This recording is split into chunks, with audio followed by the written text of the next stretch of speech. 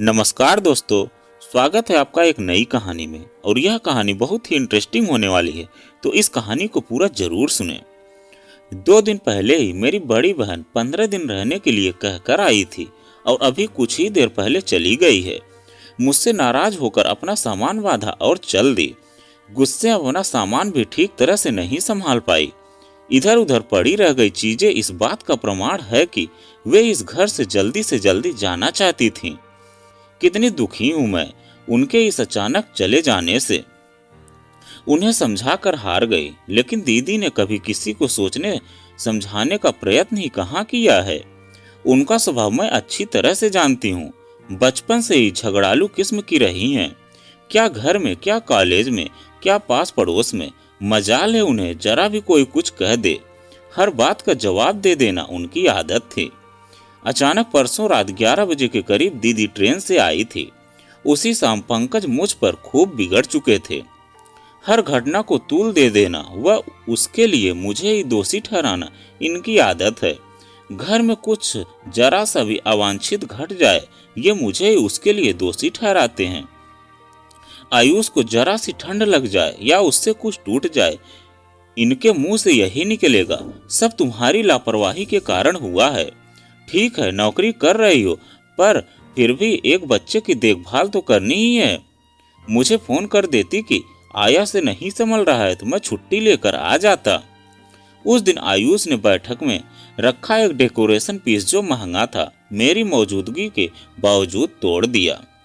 वह मूर्ति ये पिछले वर्ष दिल्ली से लाए थे। दिवाली से 5-6 दिन पहले ही वह मूर्ति इन्होंने बैठक में रखे स्टूल पर रख दी थी। उस समय मैंने इनसे अनुरोध भी किया था कि मूर्ति को इतने नीचे स्थान पर न रखे, कहीं ऊपर रखे, ताकि आयुष उस तक पहुंच न सके। परंतु अपनी आदत के अनुसार इन्होंने तब मेरी बात नहीं सुनी और उल्टे ही मुझे कहा, तुम यह ध्यान रखोगी तो आयुष बैठक में नहीं पहुंच पाएगा। आयुष ने जब से नई मूर्ति को बैठक में रखा देखा था, उसे बेचैनी हो रही थी कि किस प्रकार उसे छू कर देखे। उस दिन वह मेरी आंख बचाकर किसी तरह बैठक में घुस ही गया और मूर्ति को स्टूल से गिरा दिया। मेरा कलेजा धक से हो गया। मैं जानती थी कि पंकज पूरा दोष मुझ पर ही मढ़ेंगे। सचमुच शाम को दफ्तर से लौटकर वे मुझ पर खूब चिल्लाए। घर में खाना तक नहीं बना। आयुष को बगल में लेकर मैं भूखी चारपाई पर जा लेटी थी। इनकी अकारण झल्लाहट के कारण मन इतना दुखित हुआ कि मेरी आंखों से आंसू बहने लगे और फिर न जाने रोते रोते मैं कब सो गई। प्रीति दीदी ने दरवाजा खटखटाया तो आंख खुली। ऐसे तनाव भरे मौके पर दीदी के आकस्मिक आने से मन में थोड़ा संतोष हुआ। इनके आने से घर का तनाव समाप्त होगा, यही सोचकर मैं दीदी का सामान अंदर लाने के पश्चात खुशी से रसोई में चाय बनाने चली गई। उनके आने से यद्यप मेरे चेहरे पर अनजाने ही प्रसन्नता की लहर दौड़ गई थी, परंतु मेरी सूजी हुई आंखों को देखकर उन्होंने सही अनुमान लगा लिया कि मैं रोती रही हूं। वे मेरे पीछे ही रसोई में आ गई और पूछने लगी, प्रिया, तुझे देखकर तो लग रहा है कि जैसे कि तू बहुत रोई है। क्या हुआ है तुझे? मेरी आंखों से 2 बूंद आंसू अनजाने ही टपक पड़े, जिन्हें मैंने दीदी की नजरों से छिपाकर झट से अपनी साड़ी के आंचल से पोंछ दिया। वास्तव में मैं तो चाहती थी कि दीदी को हमारे घर की स्थिति का ज्ञान ही न हो, परंतु उन्हें सामने पाकर हुआ उनके कुछ पूछने पर न जाने क्यों मेरी रुलाई फूट पड़ी। तब तक पंकज भी उठकर रसोई के द्वार तक पहुंच गए थे। इनके चेहरे पर भी तनाव की रेखाएं स्पष्ट थी। इन्होंने दीदी को प्रणाम किया और उन्हें लेकर बैठक में चले गए, जहां टूटी हुई मूर्ति के टुकड़े बिखरे पड़े थे।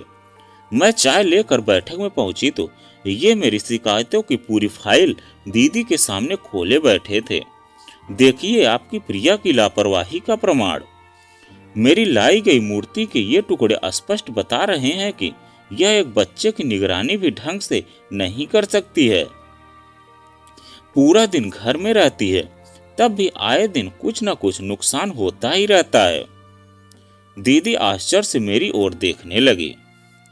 उनका अनुमान था कि अपनी उस शिकायत से मैं अधिक उत्तेजित हो जाऊंगी, तो उन्होंने मुझे आंखों ही आंखों में बुरी तरह घूरा, जैसे कि चुप रहकर मैंने बहुत बड़ा अपराध कर दिया हो। मैंने अपनी नजरें झुका ली और उठकर चुपचाप रसोई में खाना बनाने चल दी। पंकज की इस चिड़चिड़ाहट व झल्लाहट का कारण मैं ना समझूं ऐसी बात नहीं है। मैं जानती हूँ कि इनके परिवार का हर व्यक्ति पश्चिमी विचारों से प्रभावित है। हर व्यक्ति को अपनी आजीविका स्वयं कमानी चाहिए। इनके परिवार के हर सदस्य की यही मान्यता है।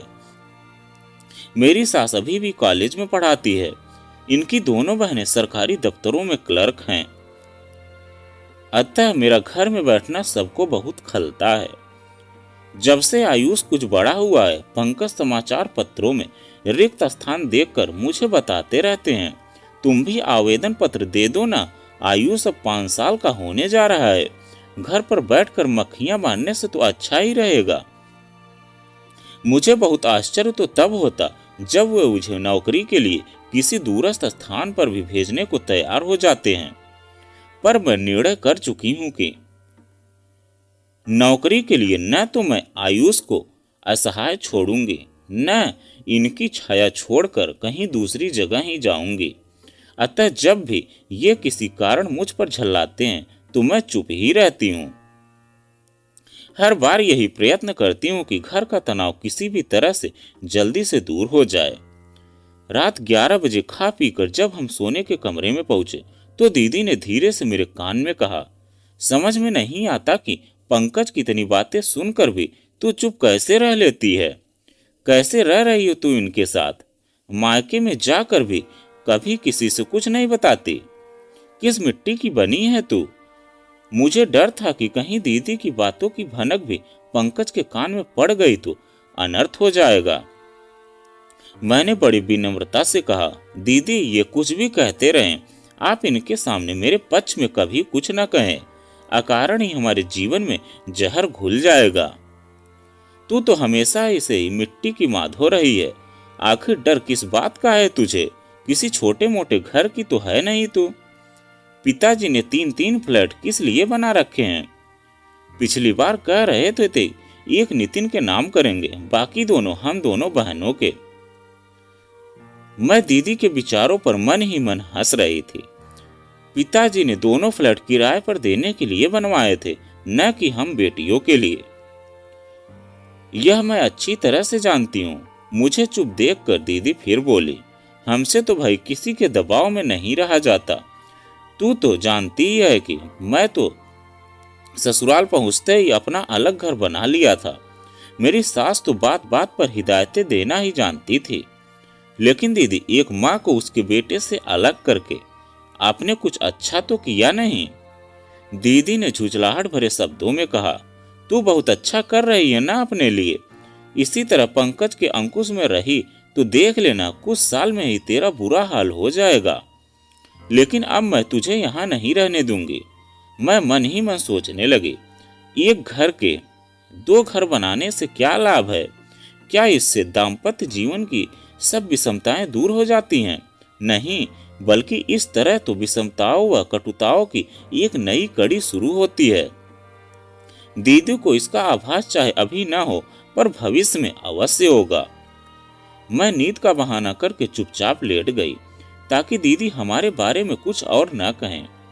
अगले दिन सुबह की बातचीत के दौरान मैंने दीदी से पूछा, आप जीजा जी के पास कब से आई? हिमांशु व दिव्या को किसके पास छोड़कर आई हैं? तू तो न जाने किस दुनिया में रहती है। मैं तो 3 महीने पहले ही लखनऊ में माँ के पास आ गई हूँ। मुझे लखनऊ की एक बड़े कपड़े की कंपनी में नौकरी मिल गई है। यहाँ भी अपनी कंपनी के ही काम से आई हूँ। मेरा मुंह आश्चर्य से खुला का खुला रह गया। आपको नौकरी करने की क्या आवश्यकता थी? हिमांशु, दिव्या व जीजा जी का क्या होगा? दीदी लापरवाही से हंसी। तू सोचती है कि बच्चे हमें कुछ भी करने से रोकते हैं? मन में पक्की लगन हो तो क्या रास्ता नहीं मिल सकता? आखिर इतनी नर्सरी व हॉस्टल किस लिए हैं? हिमांशु व दिव्या के मासूम चेहरे मेरे आंखों के आगे नाचने लगे।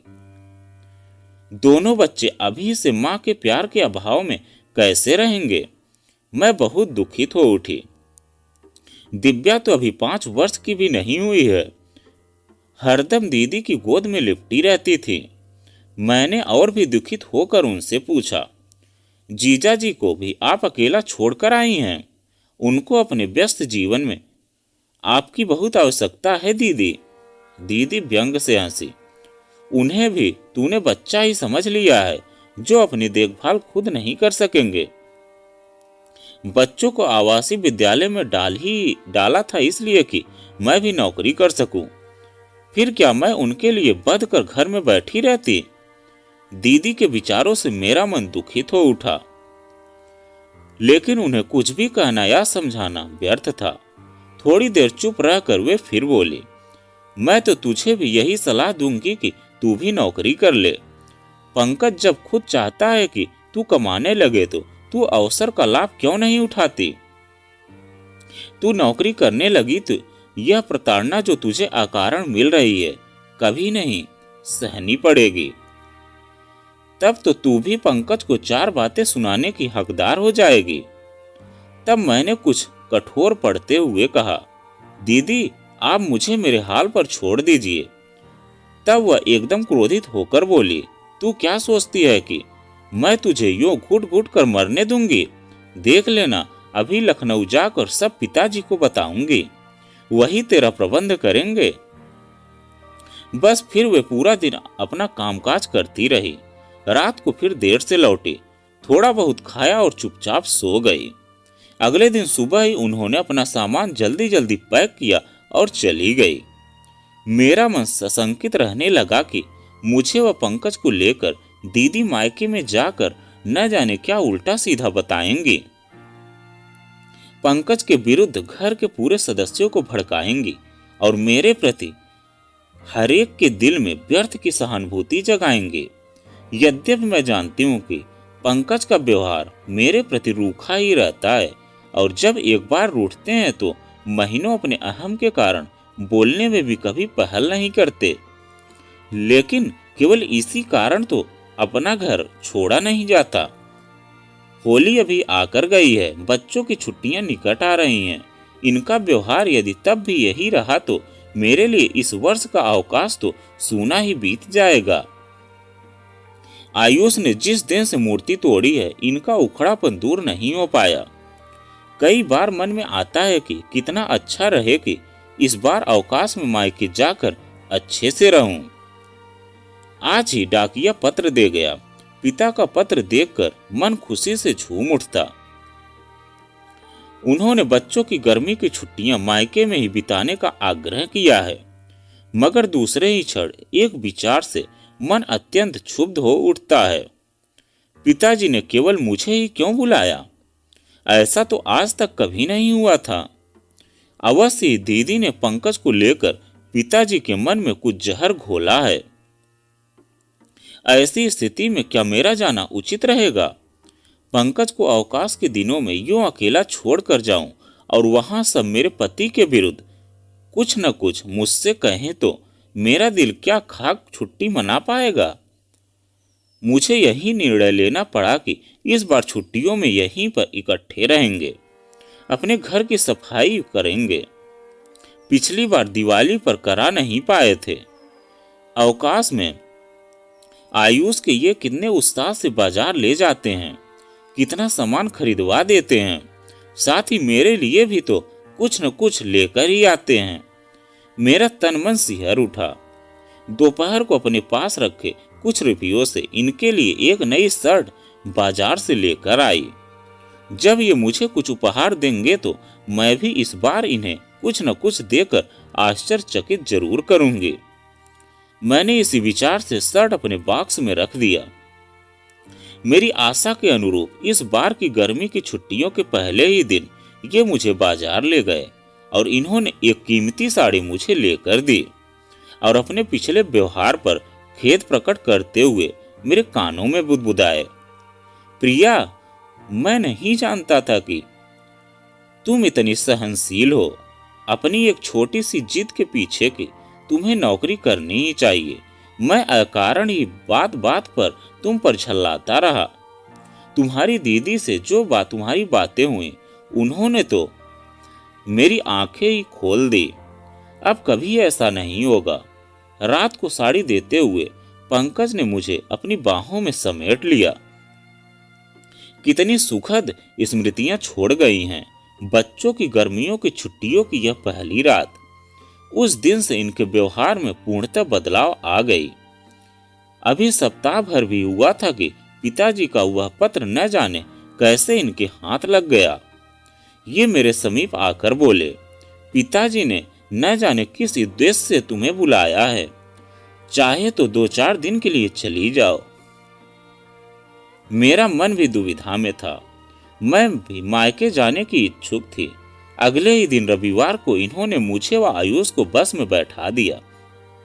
रास्ते भर मैंने यही अंदाजा लगाया कि दीदी ने मुझे व पंकज को लेकर सबको खूब भड़काया होगा और वहां यही योजना बन रही होगी कि या तो मुझे पंकज से अलग कर दिया जाए या इनके व्यवहार के लिए इन्हें कुछ भली बुरी सुनाई जाए। धड़कते दिल से घर पहुंची तो केवल दीदी ही वहां उपस्थित थी। सब लोग किसी के यहाँ शादी में गए हुए थे।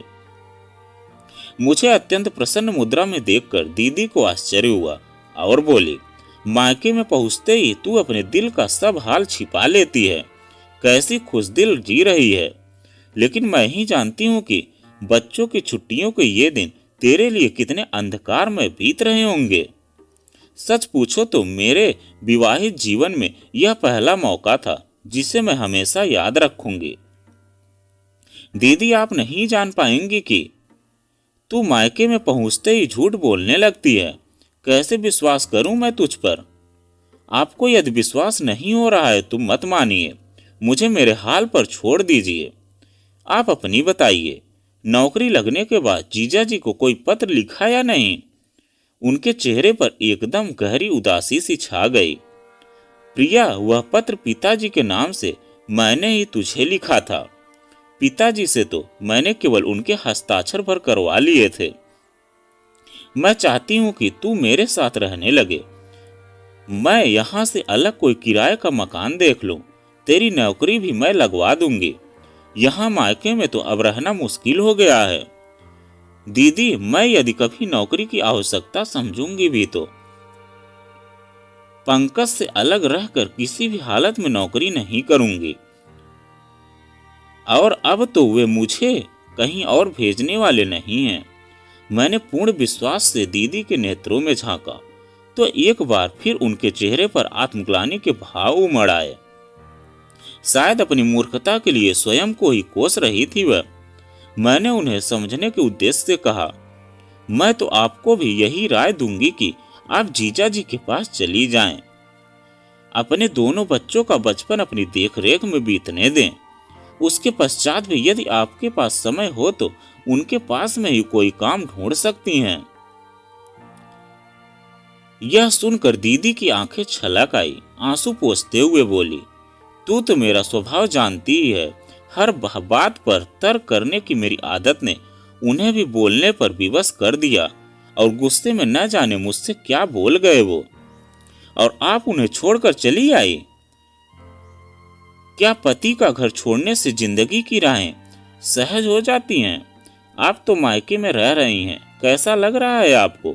दीदी चुपचाप आंसू टपकाने लगी। मैंने कई बार अपने कानों से सुना है प्रिया, माँ बड़े भैया से कह चुकी हैं कि मेरा यहाँ रहना उन्हें बहुत बुरा लगता है।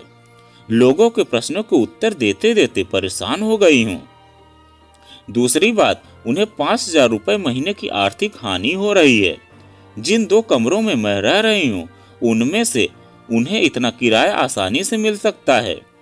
इसलिए तो मैं चाह रही थी कि तू यदि मेरे साथ आ जाए तो कोई और जगह देख लेंगे। मैं समझ गई कि अपनी जिद के पीछे दीदी जीजाजी के पास नहीं जाना चाहती। अकेले रहना कठिन लग रहा था।